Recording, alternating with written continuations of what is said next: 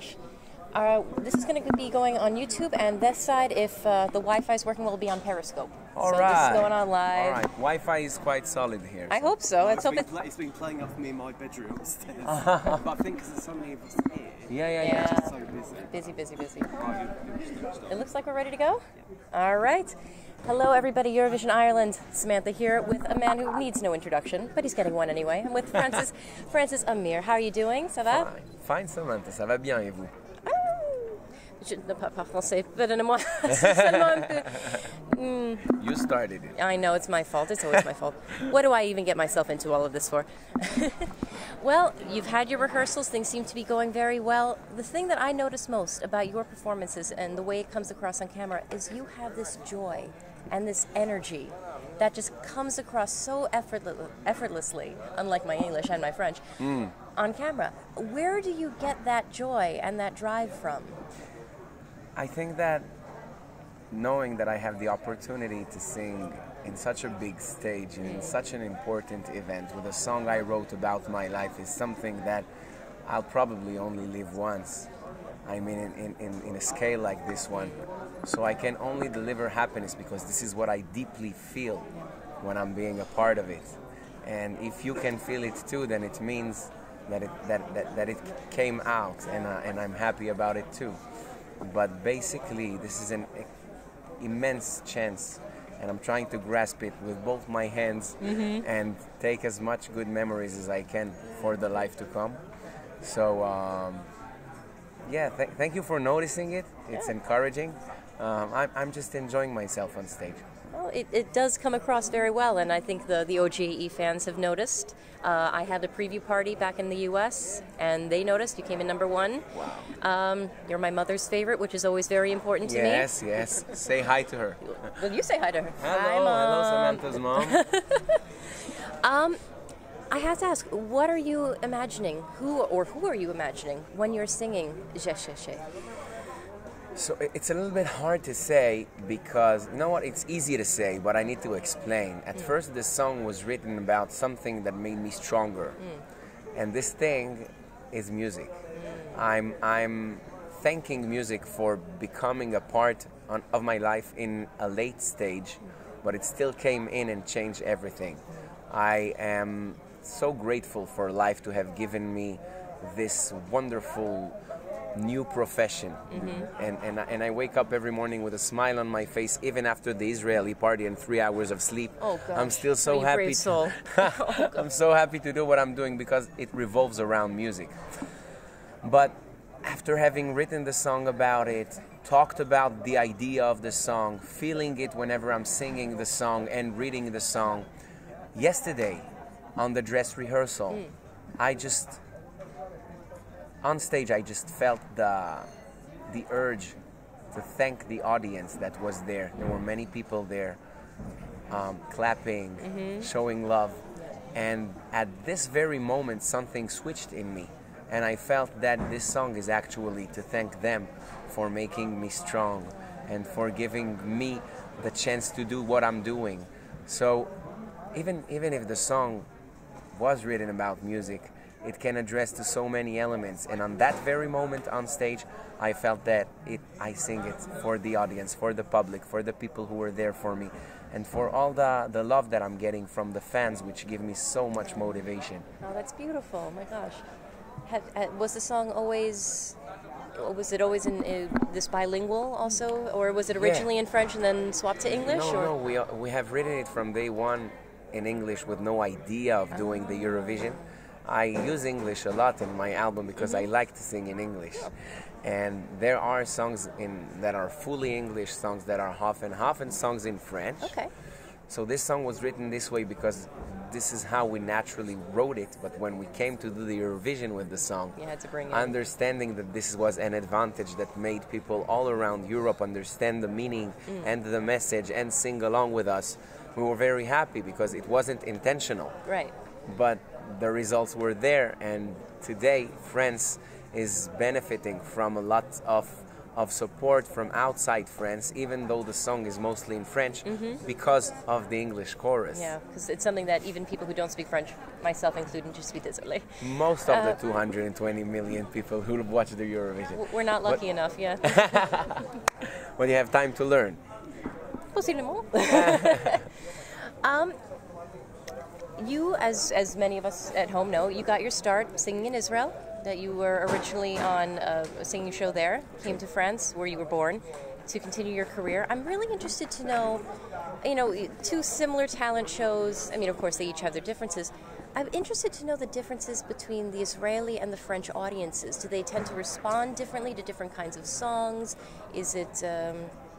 I'd love to know the contrast, if there is any, between the two. I think that I have many elements to compare between the two, but I first need to say what are the differences, because we're talking about a first show in 2006 when I was not a professional singer, and came back in 2013 with much more experience, knowing where I want to go, knowing which songs can show a good image of me and my voice, and which songs are the ones that will be favorable for my success. When I did it in Israel, it was just the first try, and I made many beginner's mistakes, including fainting on stage live. Oh gosh, I hadn't heard about that. I'm actually... Yeah, you can actually see the video on the internet. And by the way, 3 nights ago at Dowie Bob's bar, I sang the song that turned out bad in Israel. 10 years later in the Eurovision. Yeah, so it was very symbolic for me. But what I'm trying to say is that the differences are basically in the person who I was and the artist I was, the time I spent in the show, which was very short in Israel, very long in France, and between the two there was not only an evolution of me as an artist within the years, but thanks to this first show, which didn't go well, there was something, a seed that was planted in my mind and in my heart and said to me, Amir, you like doing music, you like performing on stage, you like TV shows, you like it, you were made for this probably. So try to do your best in order to come back at some point in your life for a revenge, for doing it better. So there was, for me, the two shows are very much connected. There was a big learning scale. There was it was a pathway which began in Israel and ended in France. But I'm very proud of it because I like the evolution, and I like to know that I'm learning and improving a little bit more every time. And I'm sure you're taking the lessons that you learned in France and you're taking them to this huge global scale, yes, which is definitely. incredible. And even here, I think that I have learned a lot between the first rehearsal and the last one.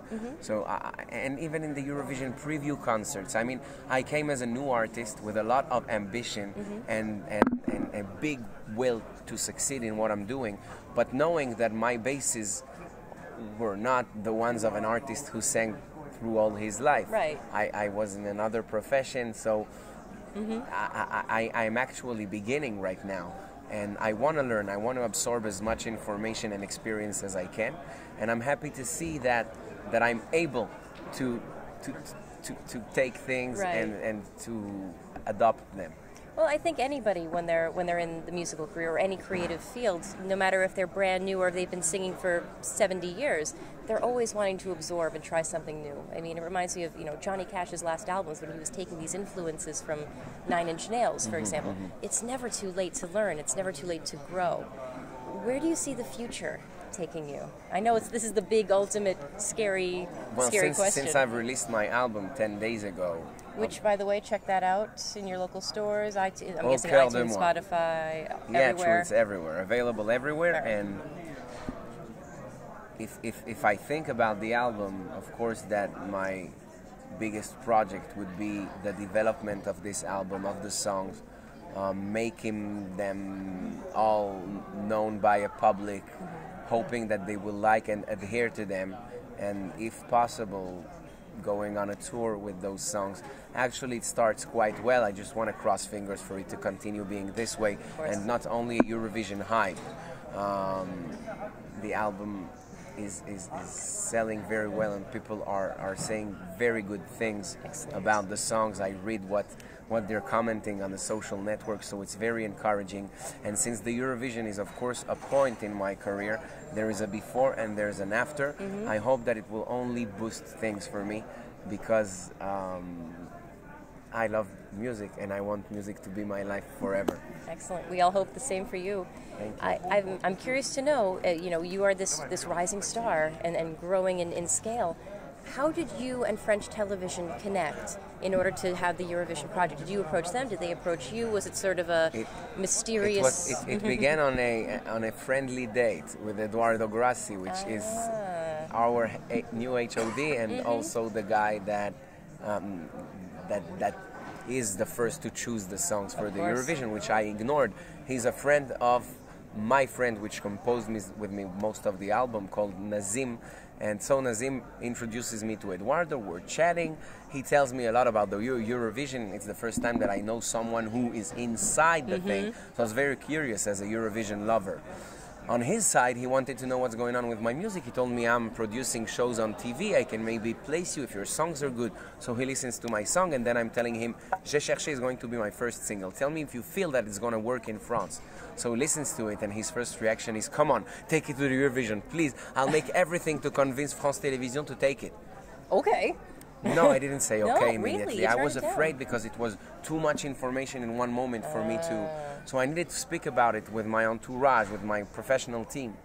And actually every one of them was positive. The only thing that we didn't want to happen is that people will think that I wrote this song for the Eurovision. So I'm focusing only on the contest and on my project. Right. Since I worked on the project for 2 years, it was important for me to show people that I'm a songwriter and that my songs are actually... This song is actually a part of an album of 12 songs. And so we decided to release it at first without saying anything about the Eurovision. At his original version, 3 minutes and 30 seconds, the one that was out in the beginning.